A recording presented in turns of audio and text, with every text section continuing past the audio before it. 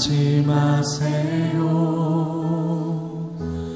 고난의 뒤편에 있는 주님이 주실 축복 미리 보면서 감사하세요. 너무 견디기 힘든 지금 이 순간에도 주님이 일하고 계시잖아요.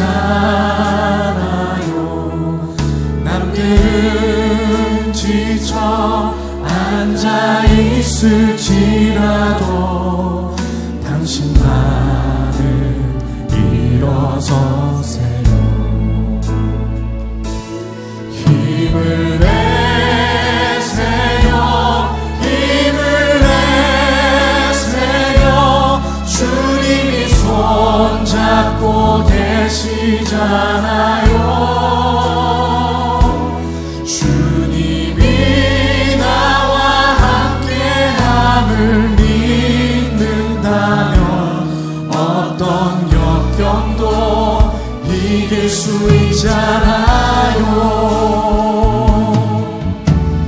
왜 이런 슬픔 찾아왔는지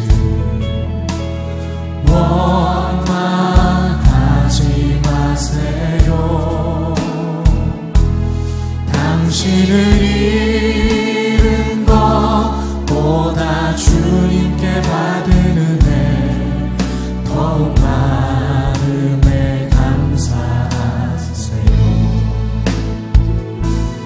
너무 견디기 힘든 지금 순간에도 주님이 일하고 계시잖아요.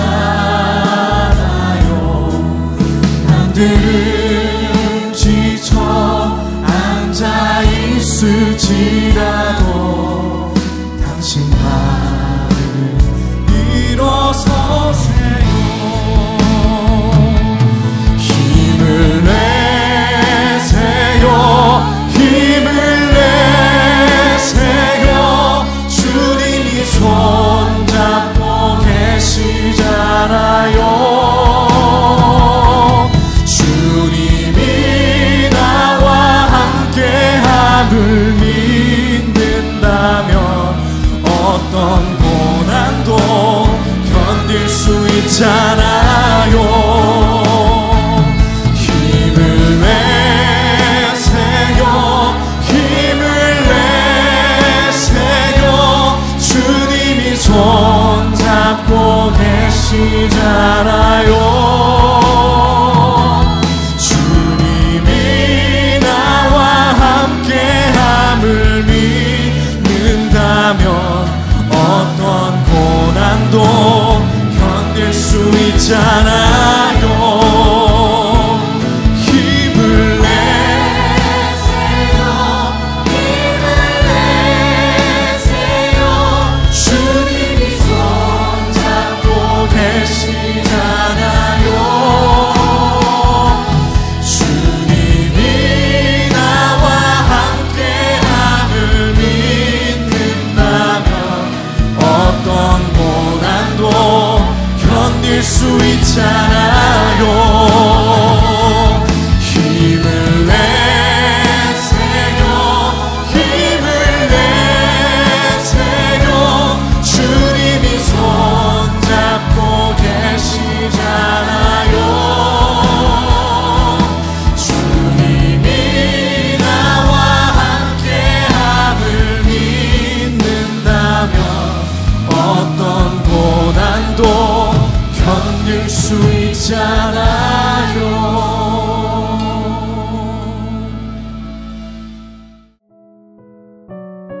오늘 우리에게 주시는 하나님의 말씀은 베드로전서 3장 13절에서 22절입니다. 베드로전서 3장 13절에서 22절입니다. 본문의 말씀 중 13절에서 16절만 봉독하겠습니다. 또 너희가 열심으로 선을 행하면 누가 너희를 해하리요. 그러나 의를 위하여 고난을 받으면 복 있는 자니 그들이 두려워하는 것을 두려워하지 말며 근심하지 말고 너희 마음에 그리스도를 주로 삼아 거룩하게 하고 너희 속에 있는 소망에 관한 이유를 묻는 자에게는 대답할 것을 항상 준비하되 온유와 두려움으로 하고 선한 양심을 가지라. 이는 그리스도 안에 있는 너희의 선행을 욕하는 자들로 그 비방하는 일에 부끄러움을 당하게 하려 함이라.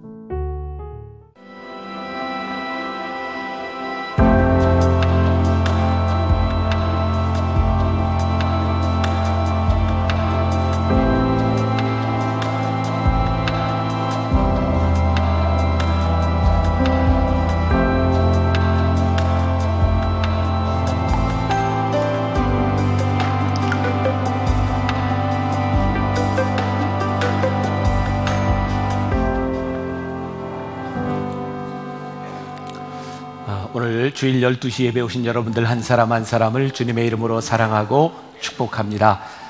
우리 함께 좀 인사를 나누었으면 좋겠습니다. 이 시간 미디어 교회를 통해서 또 인터넷으로 예배드리는 많은 분들에게 주님의 이름으로 사랑합니다. 두 손을 흔들어 인사합시다. 시작. 주님의 이름으로 사랑합니다. 감사합니다. 부득이 이 자리에 참석하지 못한 모든 분들에게 힘이 되리라고 생각합니다. 한 가지 중요한 광고가 있습니다. 우리 창립기념일 예배를 드리면서 우리 창립기념일 헌금이 교회의 마음이 아니라 하나님의 마음이 있는 곳에 쓰여졌으면 좋겠다 하고 어떻게 쓸까 이렇게 찾는 중에 이번에는 특별히 어려운 가운데 암을 투병하는 사람들에게 헌금이 쓰여지게 되었는데 37살에 2017년에 결혼을 하면서 바로 급성 백혈병 판정을 받은 어떤 교회 목사님 가정의 이야기인데 지금 항암 치료를 받고 있습니다. 그런데 혈소판이 부족해서 항암 치료가 지금 불가능한 상태에 되어 있고요. 한 2천만 원 정도 되는 그런 치료비와 어려운 과정들을 저희 교회가 이제 부담을 하는데 문제는 혈소판이 문제입니다. 그래서 O형을 가진 사람들을 찾고 있는데 서울 분당 서울병원에서 이제 수술을 항암 치료를 받는 과정입니다. 몇 년 전 제가 헌혈을 하러 들어갔다가 거부를 당했습니다. 제가 먹고 있는 약을 보더니 이 피는 쓸 수 없습니다. 그때 제가 피를 나누어 줄 수 있는 게 축복이구나. 저는 헌혈을 하려고 해도 할 수 없는 사람입니다. 여러분들에게 이 피를 나누어 준다는 것이 얼마나 큰 축복인지. 그래서 O형을 찾고 있는데 제 광고를 들으면서 나는 O형이 아니라서 다행이다 생각하시나요? 아니면 O형이라 가슴이 뛰시나요? 나가실 때 여러분들이 어떻게 이 생명을 살리는 일을 할 수 있을지 부스가 마련이 되어 있습니다. 그래서 O형 중에 여러분들이 피를 좀 나눌 수 있는 분들 꼭 신청해 주시면 좋을 것 같습니다. 우리 말씀을 나누기 전에 이 말씀이 내 속에서 역사하기를 성경을 가슴에 품고 우리 같이 찬양하고 말씀으로 들어가겠습니다.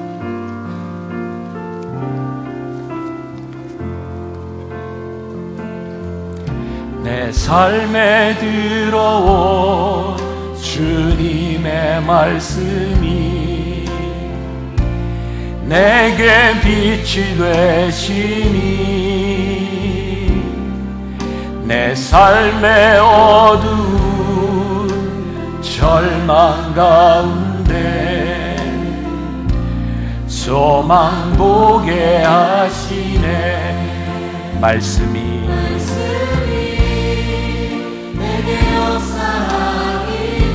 말씀이 내게 살아있기를 하나님 말씀을 듣겠나이다. 주님의 음성을 듣겠나이다. 주님의 말씀을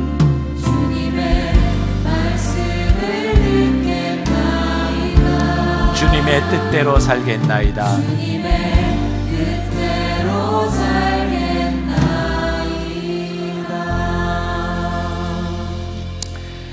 오늘 말씀의 제목을 제가 다시 묻습니다. 이렇게 정했습니다. 오늘 말씀은 베드로가 계속해서 성도들에게 묻고 있고 말하고 있는 말씀의 연속선상에 있습니다. 제가 한 2주 전 이 통일 문제를 가지고 이제 교계 지도자들 또 디아스포라 세계에 흩어진 목회자들이 함께 모이는 모임이 있었습니다. 그때 탈북 목사로 연어의 꿈이라고 하는 책을 쓴 강 디모데 목사님이 앞에 나와서 잠깐 이야기를 하는데 제가 인상적이었던 게 있었습니다. 그 목사님이 이렇게 이야기를 하더라고요. 남한의 젊은이들, 지금 N4 세대 혹은 5포 세대라고 소망이 없다고 생각하는 남한의 젊은이들이 이거 3가지를 꼭 알았으면 좋겠다. 첫 번째, 남한에서 태어난 것이 얼마나 행복한 일인지 알았으면 좋겠다. 2번째, 가족이 있다는 것이 얼마나 큰 축복과 행복인지 알았으면 좋겠다. 3번째, 하나님을 믿는다는 것이 얼마나 큰 축복인지 알았으면 좋겠다.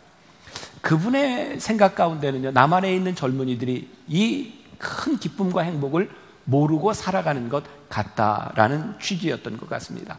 저는 베드로의 마음을 이렇게 이야기합니다. 베드로가 이 편지를 쓰면서 성도들을 향해서 야, 너희가 하나님의 방법과 하나님의 마음을 좀 알았으면 좋겠는데 너희들이 이것을 모르는 것이 참 안타깝구나. 그 중에 하나가 고난에 대한 문제였습니다. 베드로는 이 고난에 대한 문제를 점진적으로 이야기를 하고 있기 때문에 여러분들이 말씀의 맥을 생각한다면 이 고난을 보는 관점이 이렇게 변해가는구나 라는 것을 알 수 있습니다. 아주 처음 우리들이 말씀을 베드로전서를 접할 때 고난은 그렇게 나쁜 것이 아닙니다 라고 하는 말씀을 했고요. 또 몇 주를 지나면서 고난을 참으면 부당하게 우리들이 고난을 당한다면 그거 아름다운 일입니다. 나쁜 일이 아닙니다. 아름다운 일이 아닙니다. 그런데 몇 주 전부터는 오히려 고난 당하는 것이 복이고 고난을 당할 때 오히려 복을 빌어 주십시오. 오늘은 고난에 대한 결론에 대한 부분이 될 것 같기도 합니다. 자, 13절과 14절 말씀을 한번 보세요. 유심히 보세요. 같이 봉독합니다. 또 너희가 열심으로 선을 행하면 누가 너희를 헤아리요? 그러나 의를 위하여 고난받으면 복 있는 자니 그들이 두려워하는 것을 두려워하지 말며 근심하지 말고. 이 성경을 보면요, 중요한 맥이 있습니다. 성경은 우리들에게 믿으라고 하는 말씀이 있을 뿐만 아니라 너희들이 믿는 것을 열심히 행하라. 그러니까 믿음과 행함은 늘 같이 가는 거죠. 여기 열심히 선을 행한다면 열심히 선을 행하라. 여기에서 이 열심이라고 하는 말이 영어 성경에 보니까 eager라고 하는 말을 쓰고 있더라고요. 그게 뭐냐면 열망입니다. 무엇에 열중한다고 하는 것입니다. 우리들이 선을 행하는 것에 열중한다면 고난의 문제를 우리들이 이길 수 있다는 뜻이기도 합니다. 우리 옛말에 목마른 사람이 우물을 판다 그런 말이 있죠. 선의 주림, 그러니까 성경에 보면 의에 줄이고 목마른 자는 복이 있다. 왜냐하면 그들이 의를 행하고 선을 행하기 때문이죠. 제가 지난해에 읽었던 책이 있습니다. 돌아가신 하용조 목사님, 온누리교회를 담임하시던 하용조 목사님의 생전의 글과 이런 그 대담을 묶어놓은 그런 책이었습니다. 그날의 대화라는 책이었는데요. 2007년 연합뉴스와 이렇게 대담한 그런 글이 실렸습니다. 인터뷰어가 이렇게 묻습니다. 오늘 아침 목사님 투석을 하고 왔다는 얘기를 들었습니다. 병에 지쳐 누워서 쉬어야 할 시간인 것 같습니다. 하용조 목사님이 이렇게 대답을 합니다. 많이 아픕니다. 대학생 때 휴학해야 할 정도로 폐병이 심각했습니다. 독한 약을 하도 먹다 보니 간이 나빠지고 당뇨가 생겼습니다. 간경화로 고생하던 중 간암이 발생했습니다. 교인들이 알면 실망할까봐 몰래 미국에 가서 간암 수술을 했어요. 간암 수술만 총 5번 했습니다. 지금은 암세포가 없어졌다고 해요. 그런데 사구체가 망가져 평생 투석을 해야 합니다. 제 몸의 병을 생각하면 쥐구멍이라도 들어가고 싶은 심정입니다. 하지만 하나님을 생각하면 병은 내 발끝에 있습니다. 제일 좋은 때가 설교할 때입니다. 아무리 아파도 설교하러 갑니다. 내가 살기 위해 예수님 얘기를 합니다. 마음에 불이 일어납니다. 30년 동안 병과 싸웠고 정복했지만 이길 수 있는 비결은 사역이고 선교일 뿐입니다.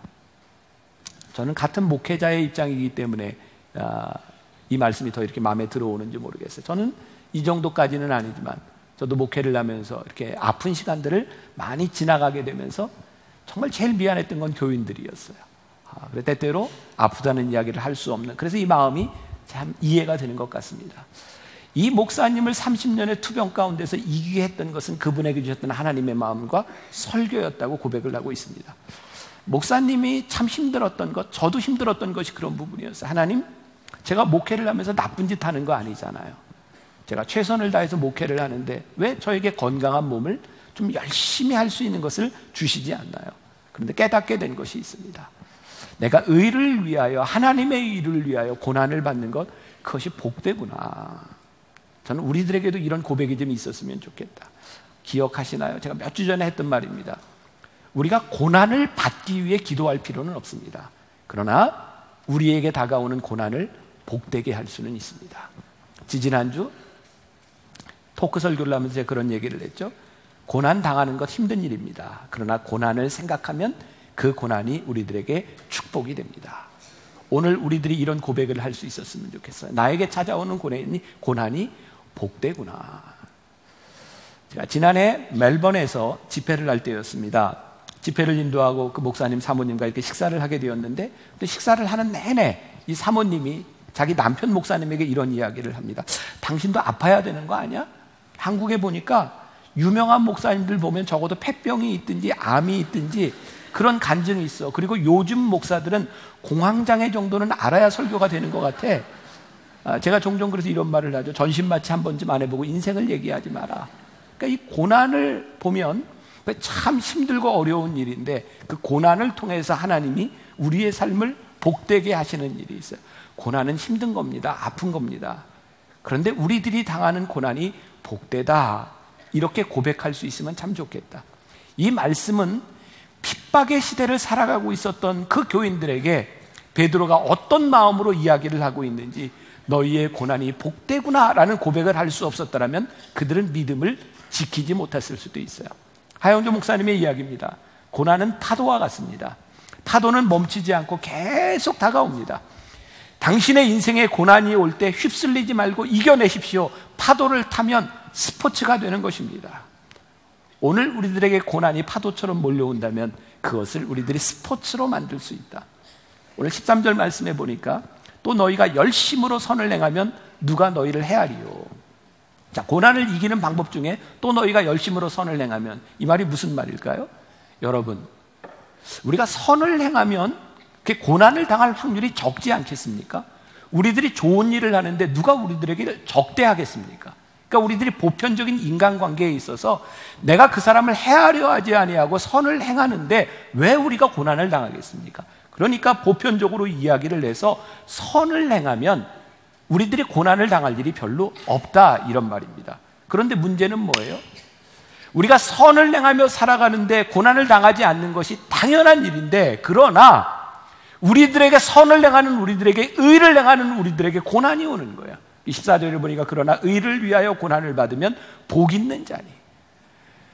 너희들이 선을 행하면 너희들이 보편적으로 고난을 당하지 않지만 선을 행하고 의를 행하는데도 너희들이 고난이 다가온다면 그 고난이 복되다라고 말을 해라. 뉴욕의 리디머 교회를 다니면서었던 팀 켈러 목사님이 이런 말을 했습니다. 가장 강한 영혼은 고난에서 빠져나온 영혼이고 가장 강한 인격은 상처로 그을린 인격이다. 고난의 문제가요, 우리들이 예비하고 준비할 수 있는 것이면 얼마나 좋겠습니까? 여러분, 종종 우리들 손님들을 맞이하지요. 약속을 하고 그 시간에 찾아오는 손님이라면 우리들이 준비하고 맞을 수 있는 문제는 불쑥불쑥 찾아오는 손님들 때문에 우리는 당황스럽죠. 준비가 되지 않았기 때문이죠. 근데 고난은요, 마치 예고 없이 찾아오는 손님과 같아요. 그래서 힘든 겁니다. 버거운 겁니다. 제가 계속해서 이 스캇 솔지의 책을 인용하고 있는데, 예수님처럼 친구가 되어주라. 좋은 책입니다. 한번 읽어보세요. 거기에 조니 에릭슨 타다라고 하는 사람의 이야기가 나옵니다. 17살 때 운동을 하다 목뼈가 부러져서 17살 때 목 밑으로 전신마비가 돼 휠체어를 타고 가던 조니 에릭슨 타다, 그 여인에게 유방한 3기가 찾아왔습니다. 지독한 고통 가운데서 그녀는 하나님과 사투를 냈고, 그 책에 보면 결국 하나님과 화해했다, 이런 문구가 나옵니다. 하나님과 싸웠다는 얘기입니다. 왜 하나님과 싸웠을까요? 싸움은 내가 이해가 되지 않을 때, 우리들의 고난에 대한 문제가 이해가 되지 않을 때 우리는 하나님과 싸움합니다. 그런데 하나님과 화해하게 되었다는 거예요. 왜일까요? 이해할 수 없는 그 고통과 이해할 수 없는 고난을 수용하게 되었을 때 나는 하나님과 화해하게 되었다라고 말을 합니다. 이런 글을 쓰고 있습니다. 제가 좀 읽어드릴게요. 예수님을 따르는 길은 하나님의 기적적인 개입보다 고난을 통한 친밀함으로 곧장 이어질 때가 많습니다. 어떤 면에서는 저는 이 유방암으로 주님과 더 가까워졌습니다. 1년 전, 심지어 6개월 전에도 볼 수 없었던 그분 인격에 관한 것이 지금은 보입니다. 그리고 보면 전 여전히 자라고 변화되고 있는 겁니다. 사람들이 치유에 관해 물어보지만 전 육체의 치유보다 마음의 치유에 더 관심이 많습니다. 하나님의 말씀과 기도에 관한 제 게으른 태도, 제 지독한 교만을 없애달라고 기도합니다. 이기주의에서 구해달라고 기도합니다. 이런 것이 더 중요합니다. 예수님이 이런 것을 더 중요하게 여기시기 때문입니다. 그리고 자신이 타고 다니던 휠체어를 바라보며 이렇게 글을 씁니다. 이 휠체어를 천국에 가져가고 싶다. 가져가서 한 구석에 놓고 싶다. 그런 다음 완벽하게 영화로워진 새 몸을 입고 영화로워진 새 다리로 구주 옆에 서리라. 그리고 말하리라. 주님, 저 휠체어가 보이시나요? 이 세상에서는 우리가 고난을 받을 거라는 주님의 말씀이 맞았어요. 많이 힘들었어요. 하지만 제가 약해질수록 당신께 더 철저히 기대게 됐어요. 그리고 당신께 더 기댈수록 당신이 강하시다는 사실을 더 절실하게 깨달았죠. 당신이 저 휠체어라는 복을 제게 주시지 않았다면 그것을 절대 깨닫지 못했을 거예요. 그러면 이어서 꽃종이가 사방에서 날리는 행진이 시작되리라. 그리고 온 땅이 잔치에 참여하리라. 우리가 선하게 살았는데 내가 이해할 수 없는 고난을 당한다면 원망하거나 불평하지 말고 그것이 복되다고 말하십시오. 베드로는 교인들에게 이렇게 이야기하고 있어요. 의를 위하여 핍박을 받는 자는 복이 있나니. 의는 무엇일까요? 하나님의 뜻대로 살아가는 거예요. 하나님의 뜻대로 살아가는 것이, 그것으로 인하여 고난받는 것이 참 이해할 수 없는데 그것이 복되다라고 말하기 시작할 때 하나님의 뜻이 우리를 향한 하나님의 계획이 우리들 가운데 들어요. 우리는 이 세상 만물을 주관하시는 하나님을 믿습니다. 내가 이해하기 때문이 아닙니다. 우리가 착각하는 것이 있습니다. 우리들이 이해하고 우리들이 원하는 대로, 우리들이 통제하고 싶은 대로 되는 일을 우리는 믿음으로 생각했는데 그 믿음이 작동하지 못하는 때가 너무너무 많다는 거예요. 우리는 믿음으로 생각했는데 그 믿음이 작동하지 않으니 절망스러운 거예요. 소망을 잃어버리는 거예요. 아, 우리가 믿음을 잘못 생각했구나. 믿음은 우리들이 원하는 대로 우리들의 인생이 만들어지는 것이 믿음이 아니라 우리들이 통제할 수 없는 상황 가운데서, 우리들이 이해할 수 없는 고난 가운데서 우리를 향해 일하시는 하나님을 바라보며 믿음이 작동하기 시작하는 것, 이 고난 가운데서 믿음으로 살아가는 것. 문제는 이 고난이라는 놈이 늘 인과 응보의 법칙을 따라 우리들에게 들어오지 않는다는 거예요. 선을 행함으로 고난받는 일이 있다면 그것이 복되구나 고백하라는 거예요. 하나님의 뜻대로 살아가며 하나님을 믿으라는 거예요. 굉장히 어려운 일이죠. 이재철 목사님의 책에 보면 한 장로님의 이야기가 나와요. 봉천동의 슈바이처라고 불리우는 의사 윤주흥 장로라는 분의 이야기입니다. 빈민천의 슈바이처로 불리던 그분은 처음부터 그런 사람이 아니었어요. 1973년, 아주 오래전이죠. 병원에 있는데 아이를 친 택시기사가 피가 흐르는 아이를 안고 병원으로 들어왔어요. 윤주흥 장로님은 그 아이가 죽었다, 사망 진단을 내렸는데 그 아이가 자기 아들이었어요. 자기 눈앞에서 죽어가는 아들에게 죽었다라고 사망 진단을 내렸던 이 장로님은 너무너무 힘든 시간들을 보내고 있었어요. 그의 인생이 깨지는 것 같은 그 힘든 시간들 가운데서 그 어려운 시간을 제가 때 하나님이 깨닫게 하신 것이 있었어요.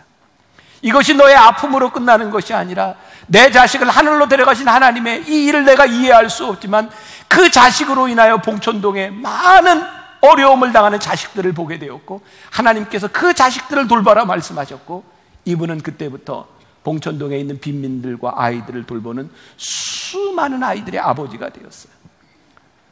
하나님 왜 내 자식을 그렇게 데려가셨는지 그거 이해할 수 없는데 하나님께서는 그의 아픔을 통해 그의 삶을 복되게 아름답게 사역으로 만들어 가고 계셨어요. 다시 말씀드립니다. 고난을 당하는 것 힘든 일입니다. 아픈 일입니다. 그러나 그것을 아름답게 복되게 만들 수는 있는 거예요. 그런 우리들을 향하여 누군가 이렇게 말할 겁니다. 당신은 어떻게 그 고난 가운데서 의를 향해 살아가면서 예기치 않는 고난을 당하는 그런 삶을 살아갈 수 있습니까? 저 개인적으로 이 베드로전서 1장부터 쭉 묵상하면서 제가 딱 한 절만을 뽑으라, 이거 한 절만을 간직하라고 한다면 저는 오늘 말씀 15절을 그렇게 꼽을 것 같아요. 15절 말씀 보겠습니다. 같이 봅니다. 너희 마음에 그리스도를 주로 삼아 거룩하게 하고 너희 속에 있는 소망에 관한 이유를 묻는 자에게는 대답할 것을 항상 준비하되 온유와 두려움으로 하고. 자, 13절 14절 말씀과 연결되어 있죠. 너희들이 의를 위하여 고난을 받을 때 세상을 두려워하지 말고 그때 세상이 너에게 물을 것이야. 너희 속에 있는 소망의 이유가 무엇인지를 물을 것이야. 열심히 선을 행합니다. 의를 위하여 고난도 받습니다. 그런데 그 사람이 너무너무 복 있는 자처럼 보이는 거예요. 미국의 윌로우 크릭 교회 빌 하이벨스 목사님이 오래전에 썼던 책이 있습니다. 예수를 전염시키는 사람들. 제가 만나교회 처음 목회를 할 때 그 책이 저에게 굉장히 많은 영향을 줬습니다. 거기에 보면 너희는 세상의 소금이 되라 라고 하는 말을 이렇게 풀어나갑니다. 여러분, 예수님께서 우리들에게 세상의 소금이 되라고 말씀하셨는데 우리는 소금에 대해서 어떤 생각을 하나요? 소금의 기능이 있죠. 맛을 냅니다. 부패를 방지합니다. 우리는 소금의 기능들을 그렇게 생각했는데 이 목사님이 이런 이야기를 하더라고요. 너희는 세상의 소금이 되라고 했을 때 이 말은 무슨 말이냐면 소금을 먹은 사람들이 갈증을 느껴서 물을 찾는 것처럼 우리들이 소금이 될 때 사람들은 우리를 바라보며 영적 갈증을 일으키게 될 것입니다. 그게 그리스도인이 세상의 소금이 된다는 의미입니다. 세상 사람들이 우리를 바라보며 도대체 저 사람에게는 어떤 이유로 저 소망과 이 고난 가운데서 저렇게 살아가는지 영적인 갈급함을 일어나게 하는 것, 그것이 그리스도인의 삶이라는 거예요. 오늘 말씀해 보니까 하나님을 믿지 않는 사람들이 너희 속에 있는 소망의 이유가 무엇인지를 물을 때 우리는 그리스도인의 삶을 살아가는 거예요. 다윗은요, 시편에서 시편 43편 5절에서 이렇게 고백하고 있습니다. 내 영혼아 내가 어찌하여 낙심하며 어찌하여 내 속에서 불안해하는가. 너는 하나님께 소망을 두라. 그가 나타나 도우심으로 말미암아 내 하나님을 여전히 찬송하리로다. 그가 소망을 가지고 노래하는 이유가 있습니다. 그리고 누군가 물을 것입니다. 당신은 어떻게 그런 소망을 가지고 살아갈 수 있습니까?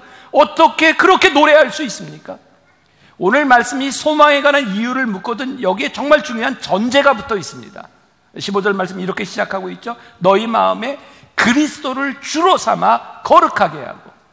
그리스도를 주로 삼아 거룩하게 살아가는 너희들, 그 소망을 가진 너희들에게 누군가 소망의 이유를 물을 거라는 거예요. 그러니까 그리스도를 주로 삼고 우리들이 거룩하게 살아가게 될 때 우리들에게 소망의 이유를 물을 거라는 말입니다.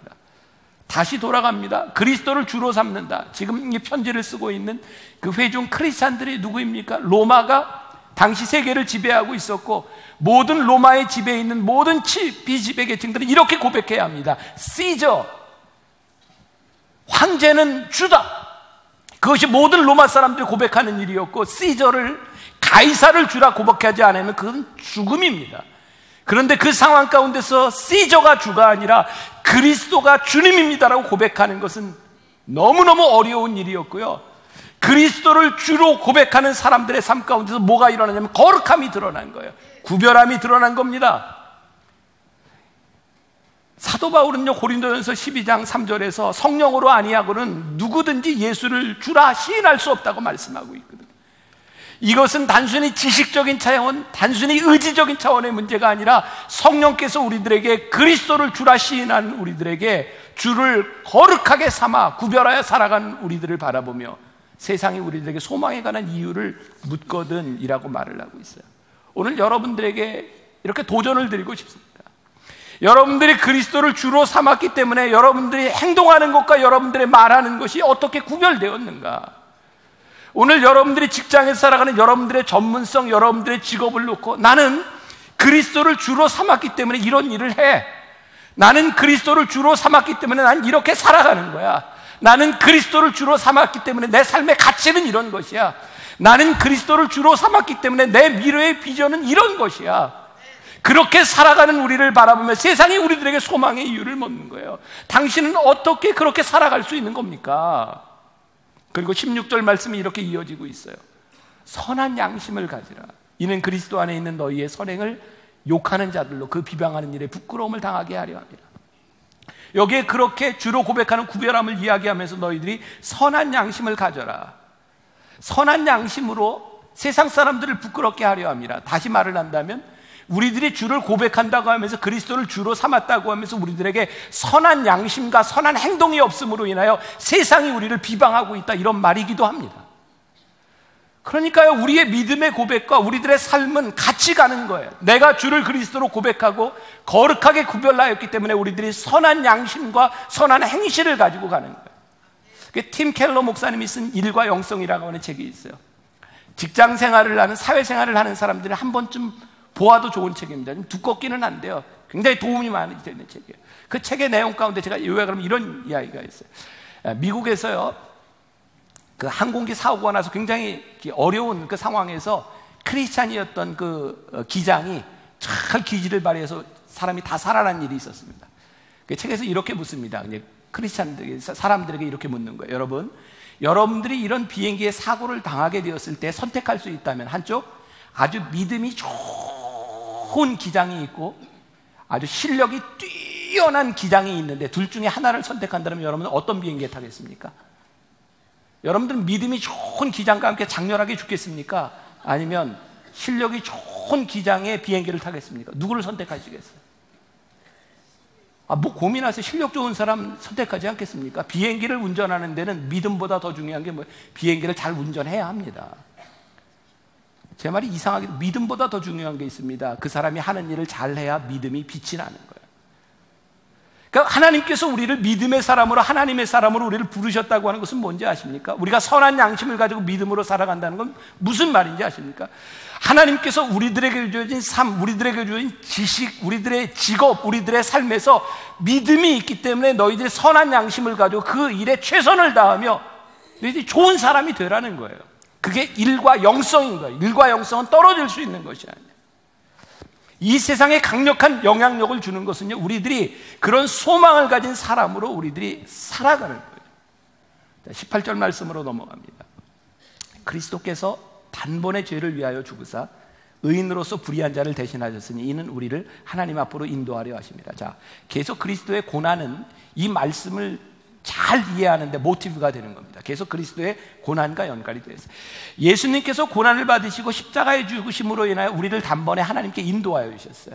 여기 인도하셨다라고 하는 말은 헬라어의 프로사가게라고 하는 말인데 무슨 뜻이냐면 죄인이 법정 앞에, 재판장 앞에 스스로 갈 수 없어요. 누가 인도해 줘야 되는 거예요. 그러니까 우리는 하나님 앞에 갈 수 없는데 예수 그리스도께서 단번에 죽으심으로 우리를 하나님께 인도해 주셨어요. 그것이 우리들에게 소망이 되게 하신 거예요. 그러니까 오늘 말씀의 이 고난을 통해서 우리들에게 소망에 대한 이유를 통해서 무엇을 이야기하고 있을까요? 그리스도께서 그렇게 우리를 인도하셨던 것처럼 너희들의 소망으로 인하여, 너희들의 선한 양심으로 인하여 너희들이 사람들을 하나님께 인도하는 사람이 되라. 자, 다시 말해요. 우리들이 이 땅 위에 살아가면서 믿음이 있다고 살아가는데 아무도 우리들에게 묻는 사람이 없는 거예요. 저 사람은 왜 저렇게 사는데? 저 사람에게 소망이 왜 있는 거야? 우리들에게 아무도 묻는 사람이 없다면 우리는 지금 잘못 살아가고 있는 거예요. 제가 어제 토요 예배 때도 오늘도 예배를 드리면서 우리 교인들에게 계속 도전하는 겁니다. 저에게도 도전하는 겁니다. 우리가 이 예배를 마치고 세상으로 나아갔을 때 세상 사람들이 우리를 바라보며 궁금해해야 되는 거예요. 야, 저 사람이 믿음이 있으니, 저 사람에게 저런 소망이 있으니 저게 뭐래? 저 이유가 뭐래? 우리들에게 물을 수 있어야 된다. 이게 영적인 갈급함에 대한 부분. 정해창이라고 하는 사람이 쓴 연탄신학 이야기에 중국 대문호 루신이라고 하는 사람이 고향이란 작품에서 했던 글이 나옵니다. 희망이란 것은 본래 있다고도 할 수 없고 없다고도 할 수 없다. 그것은 마치 땅 위의 길과 같은 것이다. 본래 땅 위에 길이 없었다. 한 사람이 먼저 가고 걸어가는 사람이 많아지면 그것이 곧 길이 되는 것이다. 아주 멋진 말입니다. 저에게는 소원이 있습니다. 연세 많은 분들 죄송한데 여러분들은 죽음을 가끔 생각하시나요? 나이에 관계없게 죽음을 생각하는 것은 우리의 삶을 굉장히 진지하게 만들어줍니다. 죽음을 생각하면 우리들의 삶을 생각하기 때문이죠. 저에겐 소원이 있습니다. 여러분 장례식 많이 가보잖아요. 문상을 하고 유족들과 사람들과 함께 모여 죽은 사람에 대한 이야기를 합니다. 저에게는 꿈이 있는데 제 죽음 앞에서 우리 교인들이 이렇게 얘기했으면 좋겠어요. 아, 우리 목사님인데. 전 만나교회 목사로서 꿈이 있다면 우리 교인들이 저를 우리 목사님인데 이렇게 기억해주면 참 좋겠다. 또 하나의 꿈이 있어요. 저 목사니까 제가 인생을 살아가고 난 후에 이제 후배 목사들이 저를 바라보면 저 목사님 저렇게 목회했네? 나도 저길 한번 가볼까? 제가 걸어갔던 길을 바라며 누구도 한번 가보고 싶은 그런 길이 된다면 나는 성공한 사람이겠다. 우리가 믿음의 사람으로 살아가며 하나님이 우리를 부르셔서 우리가 그리스도를 주로 고백하며 우리도 구별된 삶을 살아가고 있는데 적어도 우리가 살아가는 그 길이 되고 내 자식들이 엄마 아버지의 모습을 바라보며 나도 저 길을 가야지. 우리의 삶이 소망을 묻는 사람들에게 길을 보여줄 수 있는 그런 인생을 살아가는 것. 오늘 제가 책 이야기를 많이 하네요. 저기 성남의 선한목자교회 유기성 목사님이 쓴 주 안에서 사람은 바뀐다라는 책에 이런 글이 나옵니다.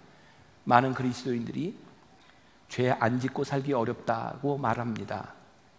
그러나 아닙니다. 그것은 스스로 속이는 것입니다. 정답은 죄 짓고 살기 어렵다입니다. 요셉을 보십시오. 보디발의 아내가 유혹할 때 요셉도 육신으로는 그 유혹에 넘어가고 싶었을 것입니다.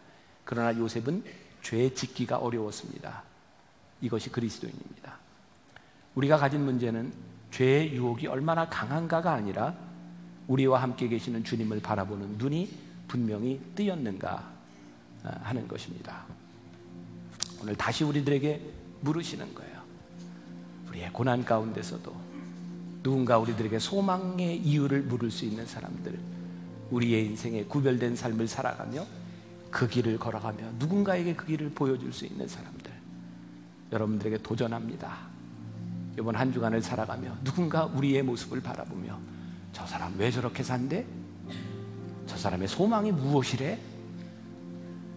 그런 물음을 이끌어낼 수 있는 그런 그리스도인으로서 한 주간을 승리하고 다음 주에 힘있게 이 자리에 모일 수 있기를 주님의 이름으로 간절히 축원합니다. 우리 같이 찬송하겠습니다. 믿음으로 고백합시다. 나 이제 주님의 새 생명 얻은 것.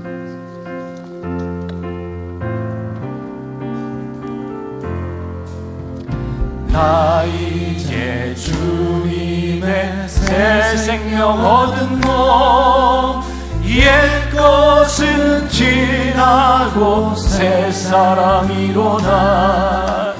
그 생명 내 맘에 강같이 흐르고 그 사랑 내게서 해같이 빛난다. 영생을 누리며 주 안에 살리어 오늘도 내일도 주 함께 살리라.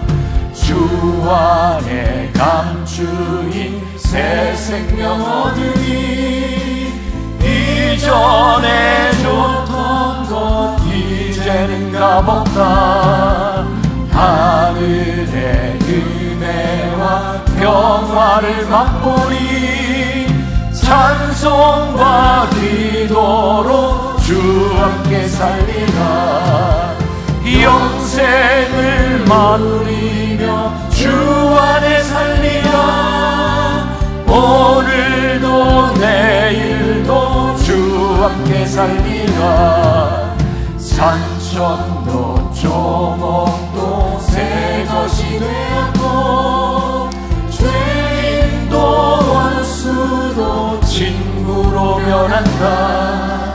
새 생명 얻은 자 영생을 누리니 주님을 모신 만세 아들이로다. 영생을 누리며 주 안에 살리라. 오늘도 살리라. 주 따라 우리 함께 일어나 찬양하겠습니다. 험하고 멀어도 찬송을 부르며 뒤따라가리라. 나 주를 모시고 영원히 살리라. 날마다 섬기며 주 함께 살리라. 영생을 누리며 주 안에 살리라. 오늘도 내일도 주 함께 살리라. 영생을 누리며